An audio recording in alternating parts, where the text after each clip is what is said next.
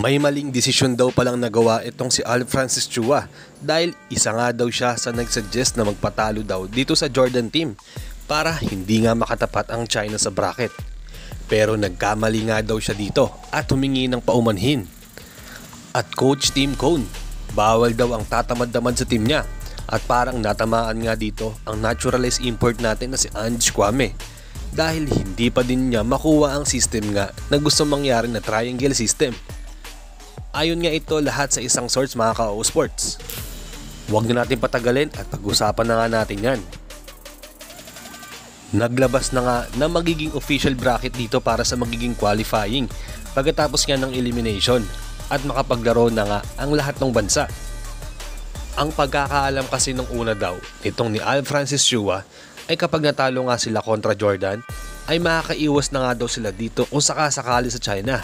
Dahil makakalaban sana natin if ever sa semis ay itong Japan. Pero bago nga lahat yon, kailangan nila dumaan muna at maglaro na maraming beses dahil need nila talunin itong Qatar team muna. Kung saang natalo nga ang rain or shine na team nga ni Coach Sheng Giao na kung saan nilamon nga tayo ng buong buo nun. May tinatawag nga silang Zion Williamson na laruan sa bansa nila dahil sa sobrang lakas daw nito at pangangatawan na malaki. Kaya mapapalaban nga din dito ang Gilas bago makapasok sa quarterfinals. At kakaharapin nga nila dito ang Iran. Although hindi na nga ganun kasolid ang lineup ng Iran ngayon dahil nag-retire na nga itong si Haddadi. Pero wag pa rin natin sila i-underestimate dahil undefeated pa nga din sila sa bracket nila. Pero yun nga, ayon sa isang source, humingi na daw ng pasensya itong si Al Chua dahil siya daw ang nakaisip na magpatalo daw sa Jordan para umiwas niya sa China at hindi nga makabracket. Dahil ayaw na daw niya nila maulit yung dati na hindi nga patas ang mga tawag ng official nung nagkalaban dati. Kaya isa nga yun sa cause kaya natalo nga tayo dati nun. Tapos ngayon, fresh na fresh pa nga ang pagkatalo ng China ng World Cup na tinambakan nga natin sa ating bansa with Clarkson. Kaya for sure, re-rest back nga ang China sa kanilang hometown. Kaya labis nga daw ang pagsisisi nito ni Chua sa maling diskarte daw niya dahil mali pala ang pagkakaintindi nila. Dahil nilabas na nga ng Hanzhou Organization na sila pa din na magiging makakabracket nila sa uli itong China team. Kaya namang hindi nga maiwasan na madismay ni Tim Cone dahil mas naging mahirap pa pala ang kakaharapin nila ngayon. Imbis na makakapagpahinga sana sila ng isang araw, itong Gilas ay kailangan pa nilang talunin ang mga ilang bansa at pahirapan pa nga ito.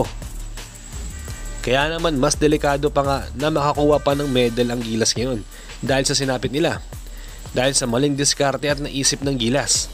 At dito nga din masusubukan ang kakayanan ni Tim Cone kung gagana ang adjustment niya dito sa international games. At isama na din natin dyan itong si Brownlee kung mabubuhat niya pa din ng Gilas para nga manalo. Knowing na nako-compare nga siya lagi dito kay Clarkson na dapat siya ang pinili dati sa World Cup dahil mas pamilyar daw siya sa makakampi niya kumpara nga dito kay JC. Pero ngayon, tila nagkakaproblema nga sila dahil hindi nga ganun kasolid ng performance na pinapakita ng bagong kupunan ngayon. Ewan ko na nga lang mga ka-O Sports kung may masasabi pa din ang mga tao kung matalo at malaglag na nga ang Gilas sa tournament. Dahil baka mabash na naman nga ulit katulad na nangyari dito kay Chot Reyes dati. Sa second topic natin mga ka-O Sports ay dito naman tayo kay Ange Kwame. Ilang beses na nga daw nasisermon na ni Tim Cone ang isang naturalized import natin na si Ange Kwame dahil parang tila hindi na pa din nakukuha ang rhythm at kung saan pwesto talaga sa triangle system. Hindi kasi kilalang low post player itong si Kwame at more on putbacks, drop pass at sa kanya nga ang bola at depensa siya nakakatulong.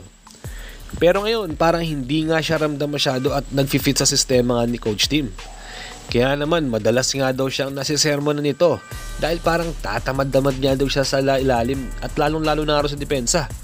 Kasi doon na nga lang daw siya pinapag-focus para at least maging effective kasi itong at aminado nga sila na hirap silang makahanap ng pwesto at si Kwame dahil sa playing style niya. Pero yun nga, sa malamang madami nga din na nakapansin sa mga nilalaro niya ay hindi nga siya ganun ka-effective itong si Kwame at hindi masyado ramdam sa laro. Kaya sa tingin ko, mas binababad nga itong si Junmar ay dahil may low post play ito at maganda ang flow ng offense kapag nasa kanya nga ang bola. Pwede kasi siyang dumrive itong si Junmar at makipag one-on-one. Or pwede niya rin i-kick out kung saan nga kilala din siyang sa mga good vision sa mga teammates niya. Unlike kay Ange na basang-basa nga agad na ipapasa niya ito sa mga kampi niya at hindi nga siya kilalang low post player. Kaya tingin ko ay hindi nga siya pinapriority ni Team Cone sa lineup at napilitan na lang siyang isama kasi allowed naman daw kasi ang dalawang naturalized imports sa Asian Games at susubukan kung magiging fit nga siya at makakatulong nga sa sistema ni Team Cone. Pero sa tingin niyo ba mga ka-sports, kaya bang pumalag ng gilas sa mga susunod na laban nila at makakuha pa ng gold medal or at least bronze or silver na gusto nga nila makamit? Tingin nyo din ba, makakatulong pa ba itong si Ange Kwame para sa ating gilas? Mag-comment na kayo sa inyong opinion sa baba. Hanggang dito na lang muna tayo mga ka-sports at mag-ingat kayo palagi. Bye-bye!